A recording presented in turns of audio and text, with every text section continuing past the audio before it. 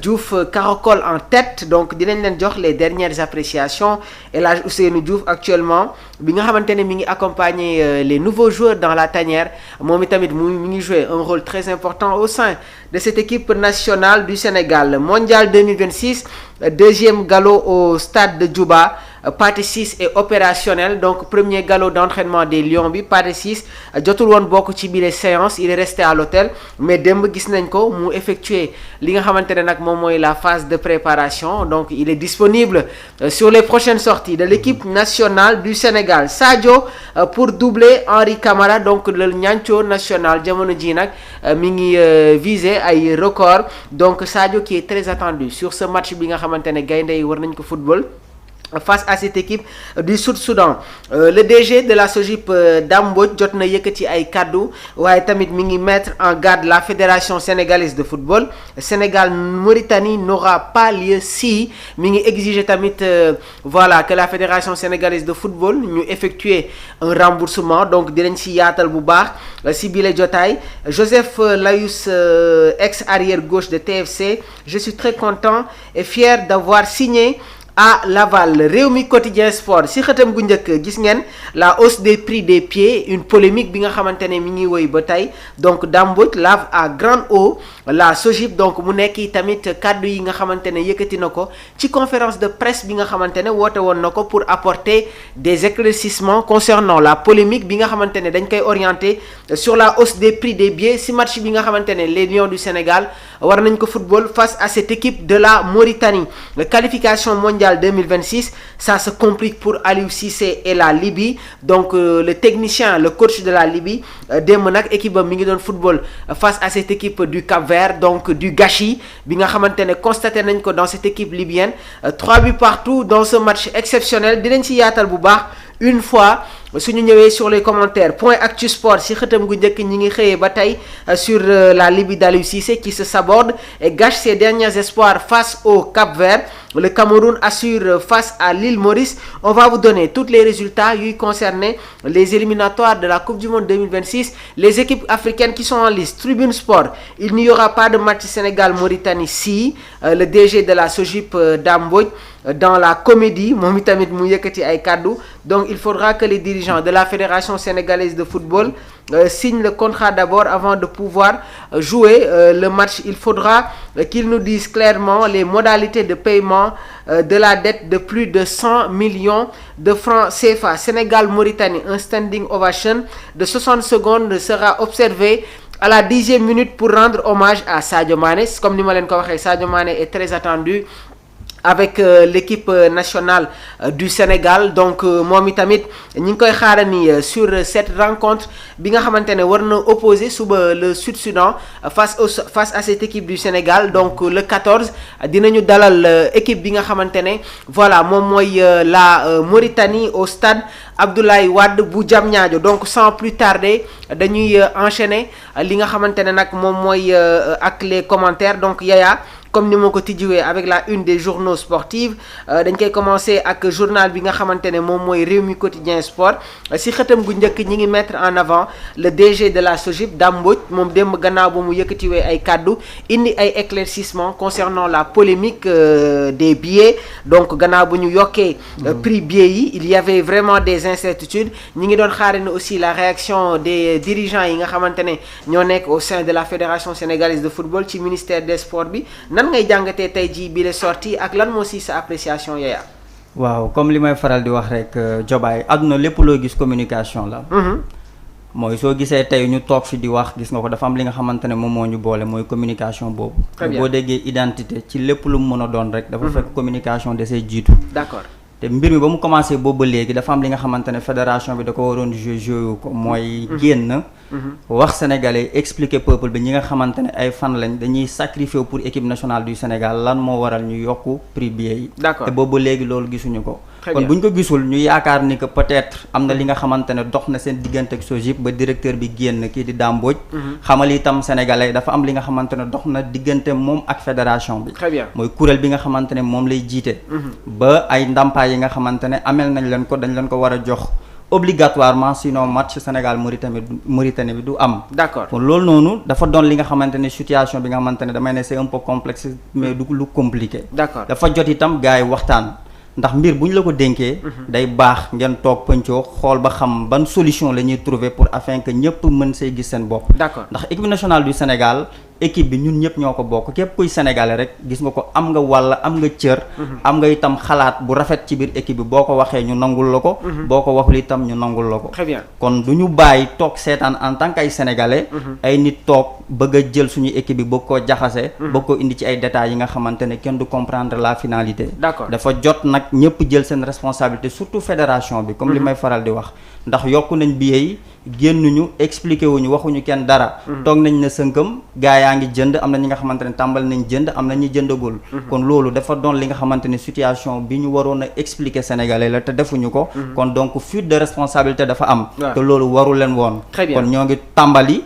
jot affaire bi mu nekk ci seen loxo. kon buñ ci duggee dafa war a am li nga xamante ne moom la ñu war a doxee. kon buñ ko jot doxewul rek kon jaaxle day dikk ci yenn ñenn ñi. très bien alors le temps que Omar di ñu préparer élément bi dañuy jël en direct la réaction bu Pape Thiaw bi nga xamante ne nag jamono ji mi ngi def sa conférence de presse donc ñu permettre leen internautes yi yéen ngeen déglu kàddu yu Pape Thiaw yi ak Pape Matar Sarr ci conférence de presse d'avant match bi le temps que Omar di ko may suñu mbokk internet yi. But what is important for us is just to do our best to make it for tomorrow and have the 3 points. Okay. We open floor for coaching. Please your name and where you are. Yes. Pape Bouna Thiaw ak Pape Matar Sarr ñi ngi nekk en direct ñu bàyyi leen rek ngeen déglu leur réaction. Coach, vous affrontez une équipe déjà éliminée pratiquement. Comme vous l'avez dit tout le temps, il y a 3 matchs, 3 finales. Et on a vu que le contexte n'est pas pareil, contrairement au dernier match que vous avez joué au Congo. Quel est le discours que vous tenez à vos joueurs? Oui, bonjour Mbaye.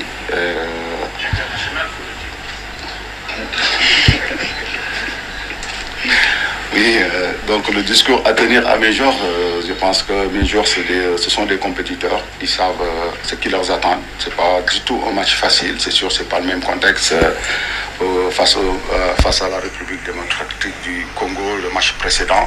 Mais voilà, après quand tu as des compétiteurs, ils savent c'est quoi une Coupe du Monde, ils ont envie d'y retourner et il y a certains qui n'ont jamais participé, ils ont envie d'y participer et je pense qu'ils sont déterminés pour venir chercher les 3 points et comme je l'ai dit à la question précédente du monsieur, garder notre pole position et avoir toutes nos chances pour se qualifier pour cette Coupe du Monde aux États-Unis, au Mexique et au Canada. Okay. The question of Mbaye Sen from D-Sports said, Coach, you are challenging a team which is already out of the competition. So which kind of message do you or have you delivered to your players just to motivate them? And the answer was clear. The coach said that there is not a specific message because this game is quite different from the other games we played against DRC. But the players are already motivated. They are really on that mood just to move before or be ahead. So we don't need to have a specific message to them. They know what they are going to do and they are ready for that. Comme ni ngeen ko déggee noonu ñuy traduire tamit les propos de Pape Bouna Thiaw en anglais.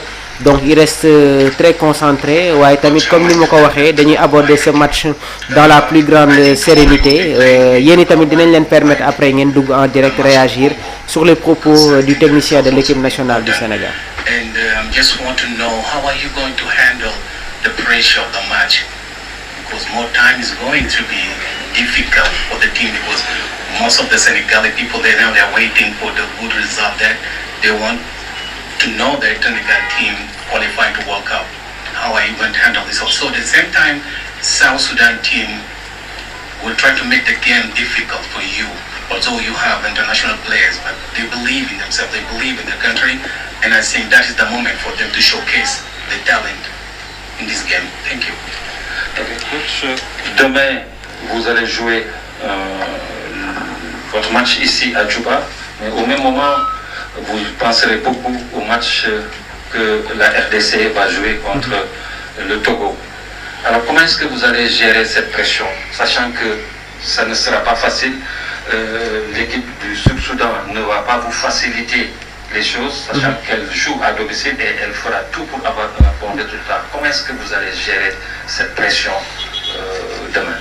Moi, je pense que cette pression sera positive. Pourquoi ça sera positif? Parce que nous, on va être focus sur ce match. La RDC, à son résultat, au moment du match, ne nous intéresse pas. Ce qui nous intéresse, c'est plus le match contre le Soudan. Essayer de prendre les 3 points. On sait que ça ne va pas du tout être facile face à cette équipe soudanaise qui a montré des bonnes choses qu'on a bien étudiées. Maintenant, espérons que demain, sur le terrain, on va mettre les choses en œuvre et pouvoir prendre les 3 points. Après, comme on dit, si à la fin, on se qualifie, tant mieux. Mais maintenant, nous, le plus important, c'est, comme je l'ai toujours dit, c'est match par match. Donc nous, on ne calcule pas le match RDC Congo à Togo contre la RDC. Ce qui est important pour nous, c'est demain contre le Soudan du Sud. Il faut pas se focaliser sur le match bi nga xamantene la RDC war na ko football face à cette équipe du Togo. Effectivement, en cas de match nul wala Sénégal su gagné équipe bi di Soudan du Sud, RDC def match nul face au Togo, donc la qualification est acquise. Légui nak, je pense que Pape Thiaw a été très clair dans ses appréciations. Néna le plus important, c'est de se focaliser sur le match bi nga xamantene mom lañu wara football face à cette équipe du Soudan du Sud. Effectivement, un résultat négatif des Congolais face à cette équipe du Togo vraiment ferait une très belle chose pour la qualification de l'équipe nationale du Sénégal. Dañ leen di bayyi ba tay ngeen déglu les propos de Pape Bouna Thiaw ci bile conférence. Voilà. Stade de Martyr, un match à haut risque. Cette fois-ci, vous jouez contre une sélection qui est éliminée. Donc on parle de match